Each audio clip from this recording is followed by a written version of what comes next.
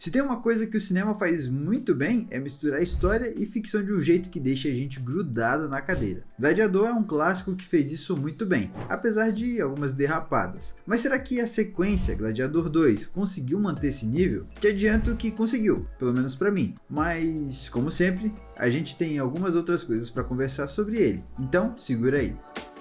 Fala galera, se você é novo por aqui, meu nome é Ricardo. E nesse canal a gente fala sobre cinema e traz alguns debates que eu gosto de trazer, que eu gosto de observar nos filmes. Hoje o papo é sobre o aguardadíssimo ou nem tão aguardadíssimo Gladiador 2. Será que Ridley Scott ainda tem gás para fazer um épico de aventura, de ação, de batalhas? Bom, vamos descobrir o que eu achei do filme. Antes de mais nada, eu te adianto que se você gostou do primeiro Gladiador, a chance de você gostar desse segundo é gigantesca também. Ele tem o mesmo DNA de entretenimento, dando mais valor ainda para a parte fantasiosa e da beleza do épico que o primeiro Gladiador não conseguiu abraçar tanto. E falando do primeiro, deixa eu te adiantar, o primeiro tinha problemas sim. A montagem confusa, os personagens desperdiçados em tela e o roteiro que, por muitas vezes, parecia não saber para onde queria ir de fato. No entanto, o Gladiador 2 consegue apresentar algumas respostas e consertar algumas coisas que o primeiro, para mim, falhou. Não todos os pontos que eu abordei na minha crítica passada, mas ele conseguiu resolver alguns outros problemas. Se no primeiro filme o carisma do Russell Crowe conseguiu salvar o personagem e segurar as pontas, aqui o Paul Mescal também conseguiu fazer isso. Até porque ele tinha uma responsabilidade gigantesca, né? E bom, mesmo com essa responsabilidade o cara entrega. Mas vamos começar pela fotografia. O John Madison, que trabalhou no primeiro Gladiador, mas também já trabalhou em outros filmes como o próprio Logan e o Fantasma da Ópera, que eu gosto pra caramba da fotografia daquele filme, fez um trabalho bem preciso aqui, sabe? As cenas de batalha são compreensíveis, coisas que no primeiro filme ficou um pouco difícil,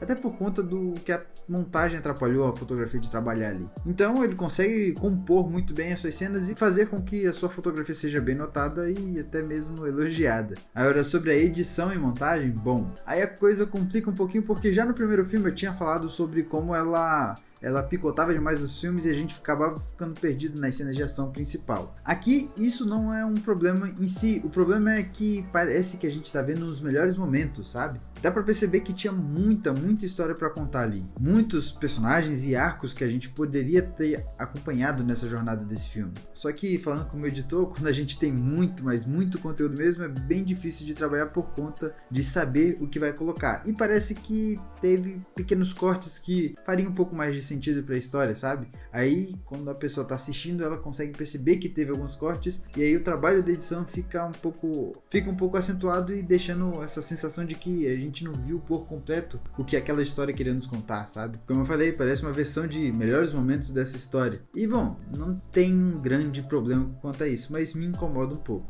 Como eu falei de personagens e seus arcos, a gente precisa falar de Denzel Washington. O Magnus que ele interpreta aqui é aquele tipo de personagem que você não quer que saia da tela, sabe? Ele rouba a cena em qualquer instante que ele aparece. E o melhor exemplo disso é que eu ficava toda vez pensando em, caramba, como ele agiria nessa situação, tendo a atitude desse personagem, recebendo as notícias que esse personagem recebeu, como ele agiria nessa situação. Então parece que o filme foi muito mais pro Denzel Washington do que pro próprio protagonista, né? Até porque Denzel Washington é um monstro da atuação. E aqui ele parece estar se divertindo muito mais com o personagem e as possibilidades que esse personagem pode entregar pra história. Já o Paul Mescal, que seria o protagonista da vez, não tá muito atrás do Denzel não. Até porque ele tinha um desafio muito grande que era de sustentar o protagonismo que foi do Russell Crowe no primeiro filme de Gladiador. E aqui ele faz algo parecido, porque ele tem poucas falas, mas quando fala, parece que as suas palavras ecoam pela eternidade, sabe? É uma atuação tão precisa quanto a de um gladiador em combate, né? Então coube certinho com o personagem. Já o Ridley Scott, aos seus 86 anos de idade, ele mostra que ainda tem força sim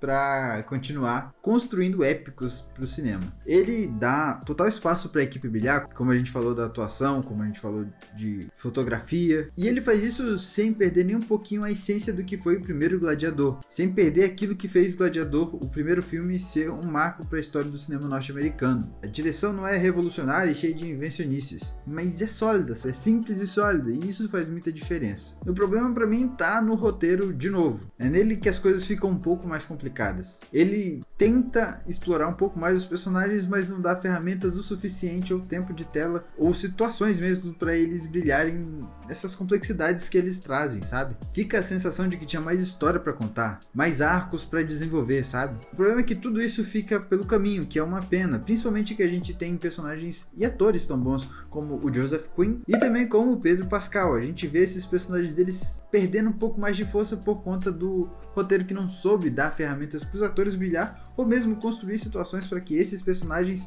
tenham um pouco mais de relevância além do que a gente já vê em tela. Parece que tinha mais coisas para eles fazerem, a gente fica com essa sensação de que tinha mais espaço para eles brilharem e o roteiro não consegue trazer essas situações para eles brilharem, sabe? Mesmo assim, Gladiador 2 é uma aventura incrível. Ele abraça muito mais o fantasioso do que o primeiro filme e isso para mim é um acerto gigantesco. O filme tropeça aqui e ali, isso não dá pra negar, mas nenhum desses tropeços atrapalha de fato a experiência geral das coisas, sabe? Se você curte uma boa história com ficção, Gladiador 2 é uma ótima pedida. E se você gosta do primeiro filme também, eu diria que você não vai desgostar desse filme aqui, ele tem o mesmo tom até. Ele não é uma obra-prima do cinema mundial, mas assim uma grande peça de entretenimento que o cinema hollywoodiano sabe fazer muito bem.